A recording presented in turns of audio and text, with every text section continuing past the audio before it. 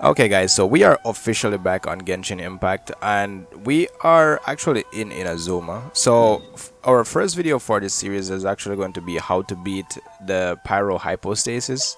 And trust me guys, I do have quite a few videos planned. As you can see, I'm like going around and getting some stuff together. And like I said, this will just be the first video of this series. So we do have a few guides coming out. And I particularly wanted to do this one first because after fighting this thing I realized that they made a complete different approach from what all of us are used to. And after I've seen like my most popular video on my channel, there are still people who just started playing this game and they are still having a hard time with the hypostasis. So our hypostases, because it's a quite it's like 4 of them now in total. So I'm actually going to talk about how this particular one works and how it's different from the others and how to beat it. So you don't need anyone specific, you just need Barbara as a F2P player because it has 2 states, right? When you start fighting it, it's going to be in its ignited state, and this is basically what the ignited state is all about. It's going to have like this little life bar underneath, and it's basically like a shell or something, right? You can't do any damage to it whatsoever until you get rid of that. Alright, so the first thing, you can actually do it with either cryo, you can do it with electro, but the best thing is actually hydro. Alright, so we're actually going to get rid of that. Let's see. Let the show begin.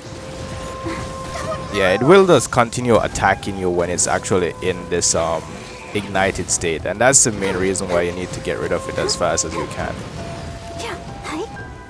Alright, so once you get rid of the ignited state, guys, you can it's going to be, you can use anyone as your damage dealer or your DPS because it's mostly going to try and expose itself to get attacked. Alright, the only thing you need to look out for is when it actually summons a few of these little orbs, and basically what it's trying to do, it's trying to like get back the ignited state so it actually can get healed again. So if you don't get rid of those, it's going to be like healed up, it's going to get back its health constantly, and you need to always just keep an eye out for them. Alright,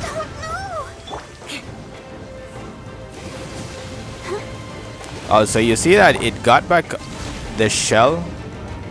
So even if you destroy the cubes, and this is something that I just noticed, even if you destroy the cubes, if you make it do that too many times, like if you don't have strong characters that can kill it like really fast, it's actually going to get back the ignited state after like doing that a few times, and once it does, it's basically going to regenerate its health, as you can see. And there we go. So remember the rules, guys.